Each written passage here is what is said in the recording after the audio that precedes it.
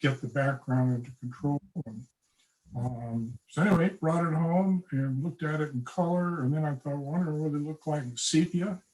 So I just changed to sepia, didn't do anything else to it, and then put a little antique frame around it. So I thought I was pretty lucky to have that source to try to pick out a picture for. That's something. Okay. All right, Ed, thank you. Next one coming up is Kathy.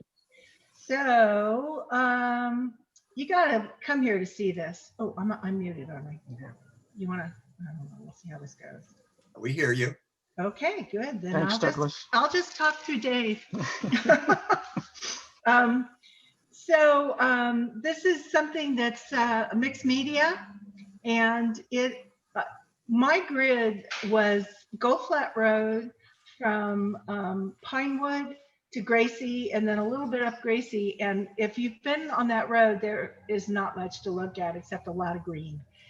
So I did have a couple of things, and what I ended up with is taking this little free library that was on the road, and if you come, it's tactile. You can open the door and look inside and see the photo of the books. So that's it. It was fun to make. It was different. I don't usually do things. All right, Douglas.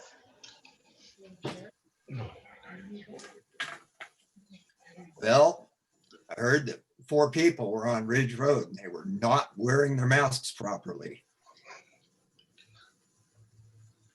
Being an investigative reporter, I wanted to see the scene of the infraction. Once I arrived, I saw that the authorities had already put up a wanted poster.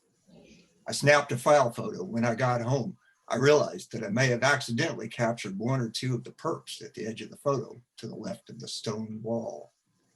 I'll be submitting my photo to the authorities. If anyone has information about these scofflaws, please notify the authorities. I'll continue my investigation. I may have to reenact the crime. That's it. Dun, dun, dun. And that's another one you have to see to believe. Yeah, you have to come in for that one. Oh, we'll pass that. Is Carol there? Carol, are you there? She might not be. Yeah, it's down at the far end. We are going to run. We're sending our runner down to get her card. So far, she's going fast. It's the baby shoes. She's getting it, and she's running back very fast. Her hair is flying behind her. Thank you, Laura. Oh, okay. The title is Baby Shoes, and this is Carol Menaker, and she had grid 18. Oh, the end. That's it? Okay. Thank you, Carol. Very adorable. And Rachel, are you there? Yes, I'm here. Can you hear me? Yes. Yes. Well, going into the mountains, it may drop, but you want me to talk about this one? Are you ready? Yeah, please. Yes, Okay. please. This is entitled Castaway Coop, and this is square 19 off of Gold Flat Road. And as Kathy mentioned, there wasn't much in my square at all. And spent a half an hour driving through just tree-lined roads. And as I was exiting the top of the square, I came across Black Bart's Ornamental Ironworks, which has got to be a half acre of old, rusted, leftover iron pieces. So it was a gold mine. So I was thrilled. I introduced myself to the owners. They said, "Oh yeah, Ray Lurch was here last year." So I spent about an hour shooting. And when I got home, though, I didn't have anything that I truly loved. It did not speak to me. So I used it as a learning experience and learned how to do blending layers in Photoshop. So this is 3 layers of the gas cap, the door handle, and the back of the vehicle.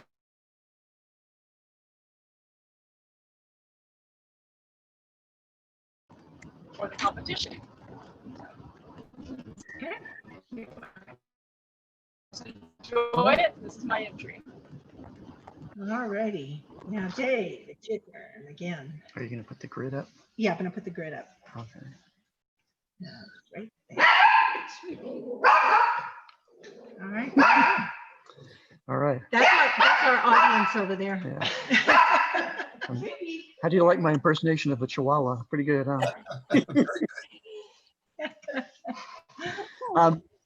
This is the grid that we used, and same as last year. Thank you, Kathy, for changing the date on this version of it. No, this one says Oh, 2020. Okay. It's that one. That's it. Yeah. Anyway, and as you all realize, we got randomly assigned our grids, and some appeared successful and some appeared to be gold and some appeared to be less than that. But that's the challenge. Everybody has stepped up beautifully, and at this point, we don't see a need to change. If you ran into any issues that you feel where you were unsafe or something like that, please let us know, and we can maybe adjust that grid for the next time around. And at some point, if we get more people participating and we don't have enough grids, we can break up the downtown grids into quarters and still have plenty of stuff to shoot within those areas as well. Anything else? Okay. All right, and then we'll jump back into the photos here. Okay, so let's see who I have next. Drum roll. There you go. Oh, Sheila? Sheila, this is yours. You want to speak about it? I'm here. Can you hear me? Yes. Do you want to tell us a little bit about your experience? Okay, my grid is number 21, which was up on Banner Mountain, which is kind of secluded residences. So there were a lot of woods and a lot of signs, but not much to shoot. I did find this metal sculpture hanging on the front of one of the houses and the trees and composited them, and then as a challenge transferred it onto wood. Jimmy Marcio prepared the wood for me. He had to do it 3 or 4 times because I kept screwing up with the transfer, but finally got it done. And I call it Raptor on Banner Mountain. All right, All right, very nice. thank you. Thank you. Thank you. It's Craig next. Right, next up, Craig, are you there? I saw his face. Yeah, All right, we hear you. we started the video. Let's see. There you go. The video. So you can hear me okay? Yes, we can hear you just fine. Okay. So grid 22 was pretty barren, driving around, the neighborhoods above and below Ridge Road. And then I pulled over and parked and went over on Lytton Trail just to see if I could find anything there. And I walked up above the trail and found these 2 abandoned water tanks completely covered with graffiti, both inside and out. So I walked around and fully documented all of the graffiti and then zeroed in on this particular image, cropped it, put a little vignette around it, and that's it. It just it really jumps out. That was the most positive, well done piece of graffiti that I found on there. It just pops. Yeah. All right. Thank you. Sure. All righty, is Frank out there? Frank, are you there? No. Okay. Oh, I think we need a runner again. It's the That's cedar the one. plexiglass one. Oh, Yeah. Laura She's Freeman running is out our again, runner and to here go she get the comes. tags. Yeah. Nobody's getting in her way. The chihuahuas aren't biting her feet. All right, this one is titled Cedar, and it's by Frank Bloxberg, and it was grid number 26. And he has to say, creating cedar was challenging and a lot of fun. He made cedar by photographing the bark of a beautiful cedar tree and then combining that photograph with a couple of very different textures. In addition, he added various effects to get the final look. At first, he didn't think that the photo was going to work out, but as he tried various textures and combination effects, he was finding absolutely nothing interesting. The colors and textures were just flat, and he had nearly given up and went on to another photo, but he tried a few more techniques and suddenly the colors and textures dramatically popped out, and that was quite the surprise. And cedar is printed on metal and has an acrylic cover, and he chose metal and acrylic to emphasize the appearance of texture and depth. Excellent. All right. Janice is next. I know she's there. Yeah. I'm here. Yay. Go ahead, Janice. Goes. Okay, you can hear me? Yes. Okay. So I had grid 27, which is a residential area that includes DiMautino Park. So I went out on Saturday morning when, you know, it was smoky, and drove all of the streets in the grid to see what there was to be seen. And it was just, you know, pretty residential, except for the park. So I drove into the park, and I had been at the park many times because they have a large soccer fields there, and my grandsons used to play soccer there. So I spent many a Saturday morning there, and it was eerie to me to walk around during, you know, when it should have been soccer season, and it was always very difficult to find a place to park, and there was all a strategy around getting a parking space, and you know, I just drove up and parked, and so I walked the perimeter of the park, and the soccer fields were closed, and then I came around, and I did some photography of some flora that was there. And then I came around to this playground, and my younger grandson used to play on this playground when his older brother had soccer games. So it was just, it was weird to me. It was just so very quiet and still. So I made some photographs of the playground, and I came home, and I didn't like any of them. It just didn't kind of capture what I wanted to. So I went back the following morning, on Sunday morning, and walked through the park again. And again, it was very still and quiet. And so then I did some other angles of the playground. So this is kind of what I came up with. The title of it is Playground in the Time of COVID.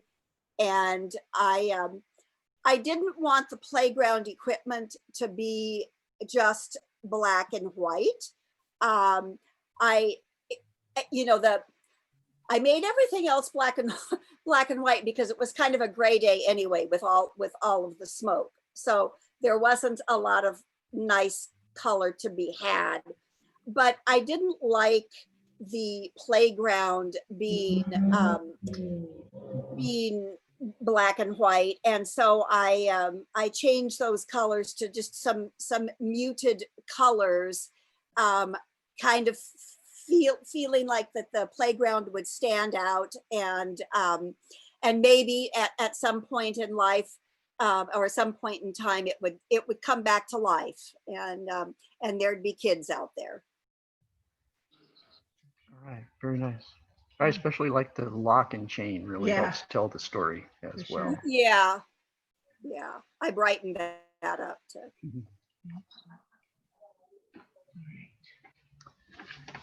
All right, next, what's happening? Kathy is going to, We're going to talk a little bit about the judges. We About wanted the to let you know judging, who yeah. they were, and we did take notes. Barb took notes on what they said, and we'll be giving those notes to each of the individual artists.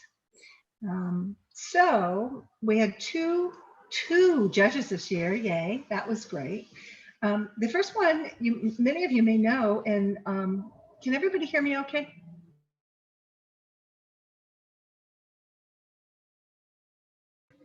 So the first one we all know, and that's Betty Cedarquist. She's a resident of Lotus, which is down by Colusa, Coloma. Paloma. Coloma. I always get those mixed up. She has been publishing her images in magazines, calendars, and textbooks since the 1970s. She loves nature photography. She just won this year the NAMPA Award, National Association of Nature Photographers. And she won, I can't remember what category, but it was a big one with Ingrid. Her and Ingrid shared some high titles. So you can go on the NAMPA website and you'll see that she won, I think, in nature or something. I'm not sure. Can't remember. So she's a former resident of Alaska, and she's gone back there every year. She does lots of workshops, and she goes to Africa. She's gone to Tanzania. I know that she's gone to Morocco, Ireland next year if she can. She had to cancel all her workshops this year, which she was not happy about, obviously. And she is a daughter of a state park ranger and grew up in wild areas of California and always felt at home in wild areas and lived in Anchorage, Alaska, Ellen, for a very long time. So anyway, she is world renowned. She does workshops, and we were so pleased to have her up here as a judge. The second judge was Van Shields. Van is a newcomer to this area. He's only been here for a couple of years, but he has a resume as an executive director of museums that goes all the way back to the 1970s. He started his arts career as a volunteer for the Humboldt Arts Council in Eureka, and then went to New York City's Museum of the Moving Image. He ended up working at the Berkshire. He was the executive director of the Berkshire Museum in Massachusetts. He has a lifelong commitment to community development of the arts. So he was his wife is an artist. She's a painter. So he was a perfect sort of counterpoint to Betty.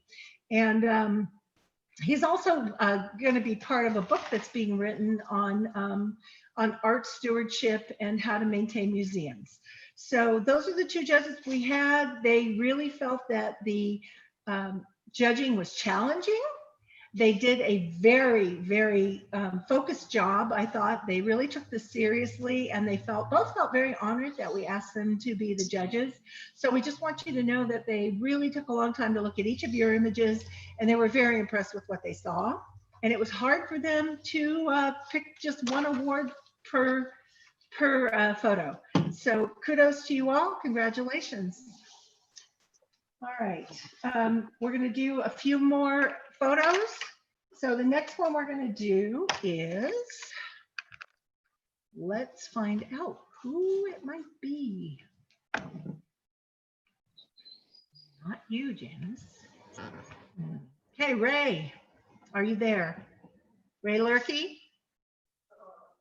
Is she there? She may not be. Okay, runner. Need a video of that. Yeah, we really do. Here she comes. I mean, and for the final. Right, this image is titled Leverage by Ray Lurkey, and she had grid number 30. The rather minimal photo was taken on a bright but smoky morning. We seem to have a common thread here with the smoke that day or that weekend. Behind the hospital lives a treasure trove of construction materials. This particular photo is the locking levers on the front of a transportation storage trailer, as you'd often find on a truck. Because the subject is rather stark and the light was smoke filtered but harsh, she simply softened the photo a bit and enhanced the color that, in fact, hadn't even realized was there. Pleasant surprise. Super. Lovely photo. Yeah. All right, is Jerry around? What? I thought I heard something. Is Jerry there? Jerry, are you with us today? Right. Laura's on the move. I just saw an image of Jerry a second ago. I know that was a video. That was the video that had popped up. All right. You might Thank you. tell them that the reason we're not showing videos is there's not enough bandwidth. Okay. Yeah, we're thinking that the reason the video didn't work with the audio in the videos was that bandwidth is not quite strong enough to manage that. Right, this is called Maria's Wall, and it's by Jerry Thomas, and it's grid 33. And if you know where Maria's is, you'll recognize this. Very nice. And he says, due to the poor lighting conditions from hazy smoke, he was searching for a subject in his grid that was in downtown Grass Valley. He was walking around in the parking lot of Maria's restaurant, taking photos of some tables and umbrellas, and the restaurant was closed, and an employee came out of the outdoor patio area, leaving the door open. So we took this photo of the back wall and liked the design, the colors, and the shaft of light falling across the wall. Very nice, thanks. You're next. Oh. You don't have to have her run, do you? Run and hang this next to my picture. All right, I'm next. And I had grid. Oh, let me get your photo up. Oh, yes. No, oh, Nope, I'm sorry. not next. You know what? Sorry about that. Bob Ransom. Is Bob there? I take it. Yes, Bob is here. Oh, right. We'll get you in there later. We can hear you, Bob. Yeah, okay, hi. I'm hearing a refrain throughout this, which I will repeat, which is I didn't find a lot to shoot in my area.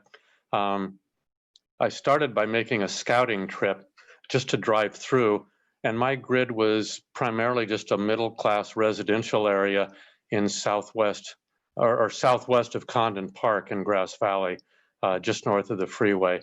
And one of the things I noted when I was driving around was just a basketball hoop, and I thought, oh, that might be interesting to shoot that looking upwards and getting a picture of the circular hoop and the net and everything. So I had that in mind when I went out to shoot, and kept looking for a single object to shoot and work with, but couldn't find anything I liked. And at the same time, every time I saw a circle, I took a picture of it. So little blue reflectors, red reflectors, all sorts of stuff. And still hadn't found anything I liked. So late at night, just as the sun was about to set, I raced back over thinking I might get a red sunset picture if I shot through the trees. And I found a place I could get that. And I basically had about 90 seconds for that shot as the sun was moving down between some branches. And I did get a shot I liked, but it just was too dark and I couldn't figure out what to do with it. So I went back to the idea of circles and took the sun from that picture and blew it up big. And I kind of like the grainy background that I then get around that. And one of the round objects I had shot was just a little thing. I'm not sure what it was, if it was a plastic light cover or what, but it was sort of a spiky thing on somebody's front porch near, might have been a front porch light. And so I zoomed in on that and got a picture of that and thought that might fit nicely in here. And the first place I went to shoot, I parked behind a Ford Focus. So I saw, oh, that word Focus, that, you know, who knows, I might use that someday. And as I was struggling, trying to figure out what can I do, this image started to come into my mind about, well, maybe I could do a composite. And this is what I came up with. I tried like crazy to get the basketball hoop and the basketball net in, and it just made it too busy. So I took it out.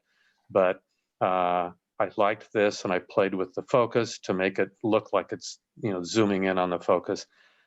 And then when I was done with it, I thought, this is really what our summer is. And so I called this Summer 2020 Focus, Coronavirus and Smoke. Very creative. All right, thank you, Bob. And I want to add, Dave had said in one of the emails, you know, push yourself. The idea of this is a challenge.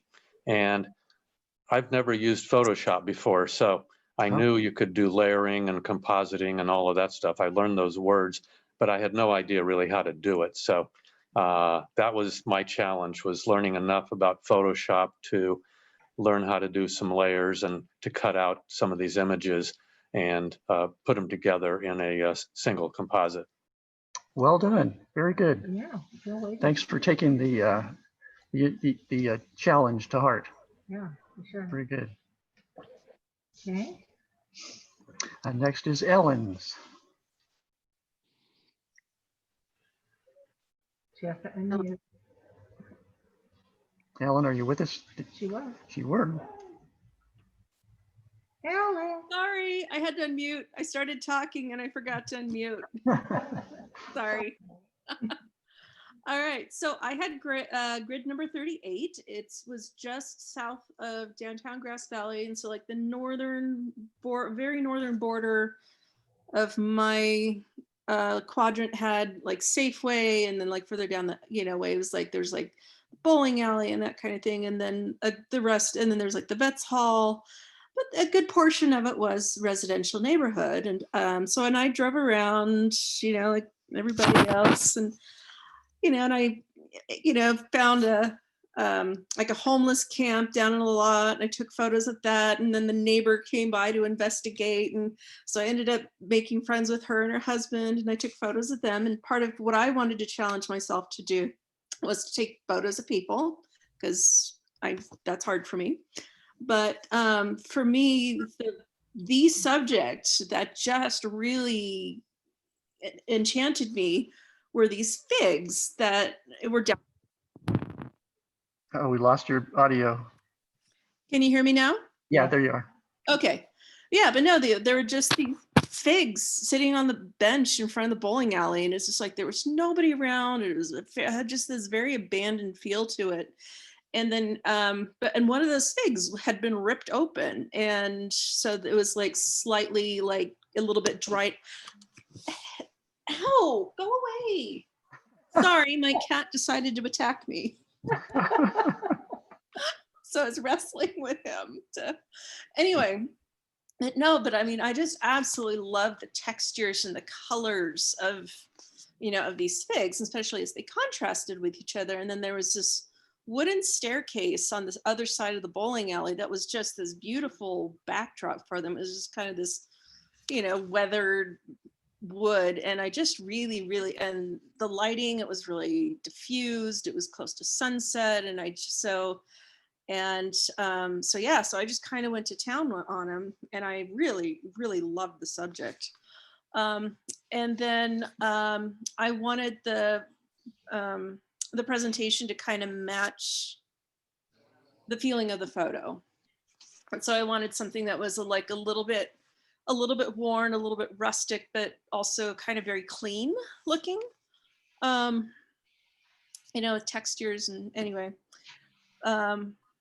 so I went with a image transfer process, and I had to make a color laser copy of the image, and then I use acetone to transfer it onto watercolor. Well, the thing with when you transfer over with that particular method is you can lose a lot of the color and a lot of the contrast. So to add back color and contrast back in, I actually went over it with watercolors. And I am not a painter, but a lot of what I did was just kind of washing it and toning it.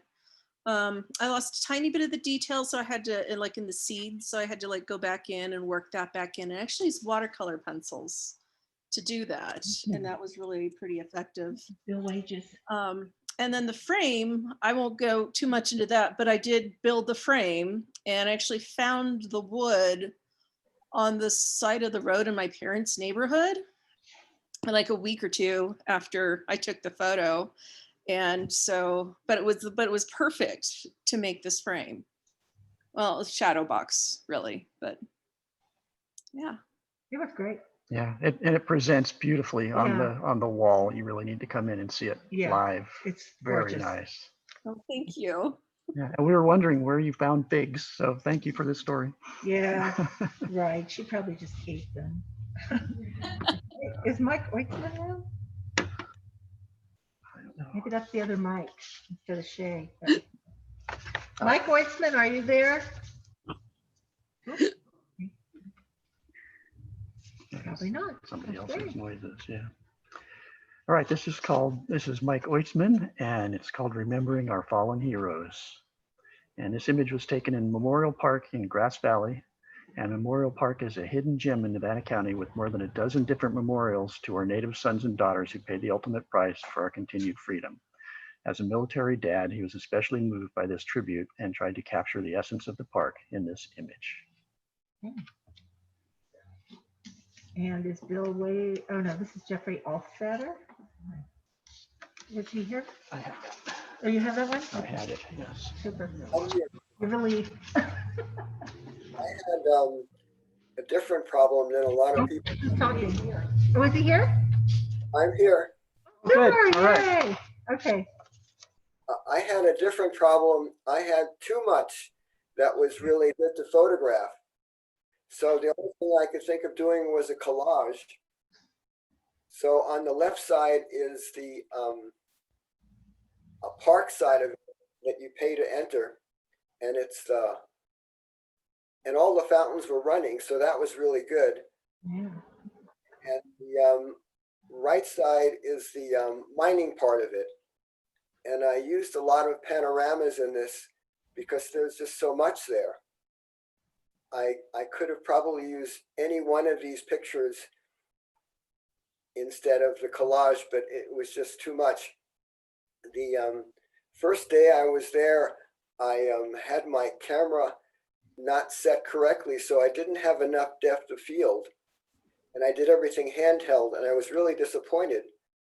The image on the upper left is from that day. It was the only good one, and there was sun. And the other images were from the Sunday, which was very gray. Yeah. I used the tripod after that on everything, and as much depth of field as I could get. And I think that really improves landscapes quite a bit. And All right, thanks, Mike. I think I was very Yeah. lucky to get this one. I'm sorry, what was that? I think I was very lucky to get this. Oh, Oh, yeah. this is Bill Wages. All right. Bill, are you with us? He said he might be hanging at the gallery. Oh, right. Yeah. Oh, you gave me his, huh? Okay. And so this is a view of mine on Wolf Creek by Bill Wages, and he had grid number 42. And you might want to mention it was taken on that smoky day, and that's the colors in the sky. Ah, yes. Okay. And then if you see the funny colors in the sky that looks like an over-processed HDR, it's not really. That's that day that we had the smoke in the sky, was the 48 hours that he was working at that point. So that's the actual untouched sky. Wow. Be amazing. That's it. This is Brian Dunbar. I don't know if he's with us. And we don't really, we don't have a description. Yeah. It's called, I think the tree is liking the golf course, or the golf course is liking the tree. Yeah, so this is Brian Dunbar's, and he had a grid near the golf course. Right. Need to go back to me at some point. No, we're coming to you. Oh, You're are we? next. There you go. Oh, there we go. I would use that one. And this is mine, and it's called Blackberry Bramble.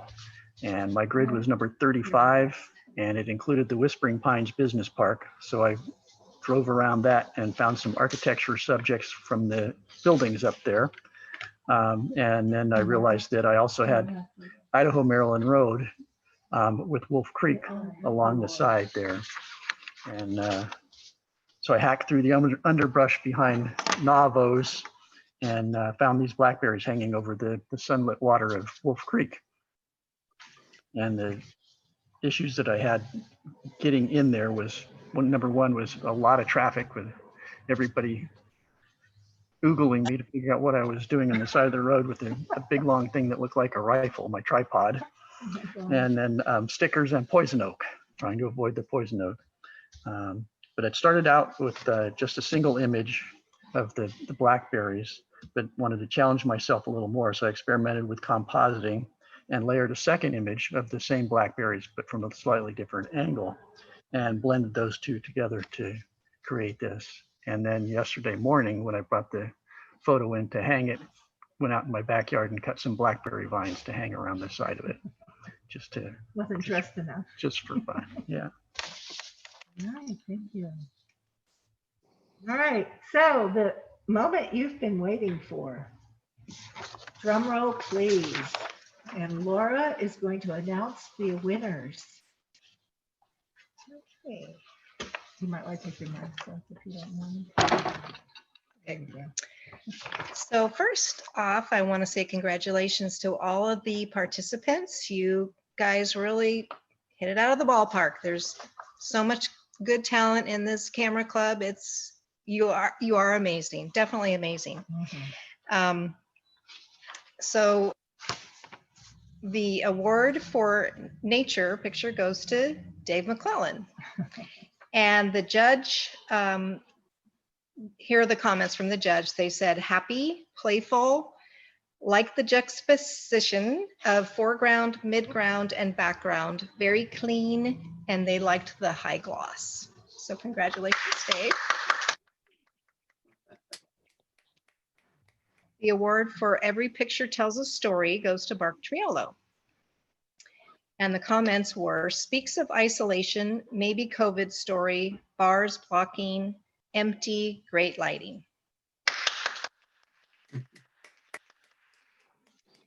The award for mixed media goes to Ellen Davis. The comments are good variety of media, shows passion, perfect composition. The award for abstract and or creative goes to Mike Shea. The comments are shows understanding of craft, creative, symmetry, like what looks like faces. The award for After Dark goes to John Sievert. And they said they liked the good composition and good perspective. The award for Historic Nevada County goes to Ann Westling. And their comment was, told the story so well. The award for Quintessential Nevada County goes to Bill Wages. And their comment was classic imagery. The award for Best of Show honorable mention goes to Jerry Thomas. Terrific composition, love the colors, splash of light directs eye throughout the image. And the Best of Show goes to Rachel Rosenthal. The comments are, I would hang this on my wall. Nice composition, like the range of color and great rhythm. Yay. Well done, everyone. Oh, you can go through the days, I guess. Oh, yeah. Whichever way this will work. Yeah. Congratulations to everybody. So Barbara's going to wrap it up here. Okay, so there you have it. That is the completion of our Gold Country on Camera Challenge Gala for 2020. And it has been a challenge this year. So last year, it was interesting because we laid groundwork. This year, we thought it would just roll out, and then COVID happened. And a whole new experience happened with doing a gala with Zoom.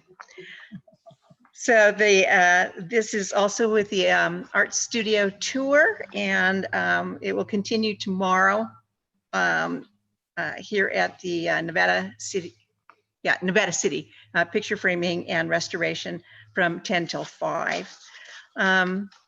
Thank yous go out to the Challenge Committee, to Kathy Triolo and David McClellan. Nothing wrong here, huh? It's a good thing they did most of the heavy lifting here, see, because we can even have trouble with the names today. Ann Westling for her publicity, and in fact, Ellen Davis, who backed her up a little bit this year while Ann was out of town. The rest of the committee consists of Laura Greenman and myself, where we fill in the extra spots, and Laura runs after little cards on the wall. Very well done, girl, well done.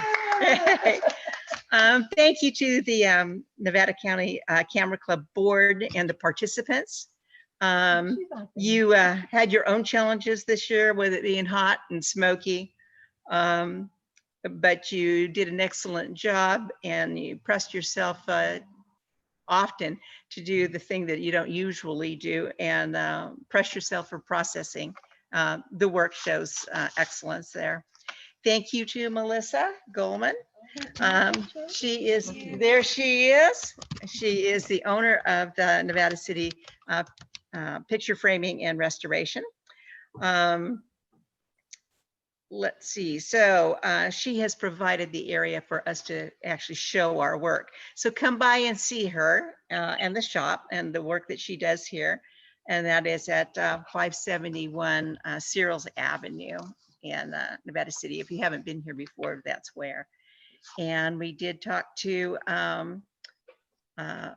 speak of the judges who have Betty Sedderquist and Van Shields. We appreciate their help with determining our winners here. And last but not least, if you're here tomorrow and you come through, there is a People's Choice Award.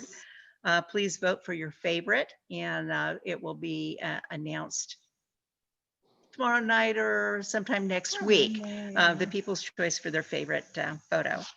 Thank you very much. Have a safe evening. Wear your mask, wash your hands.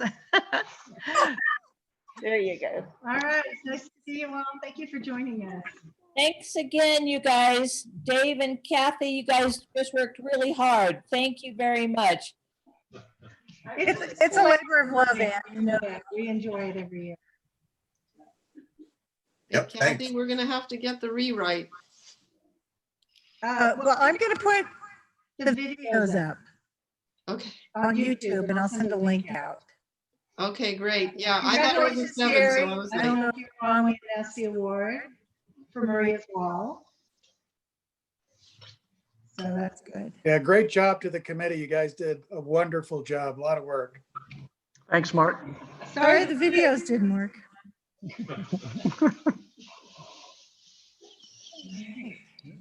Everybody have a Thanks, great everybody. Have a good night. You too. See y'all soon.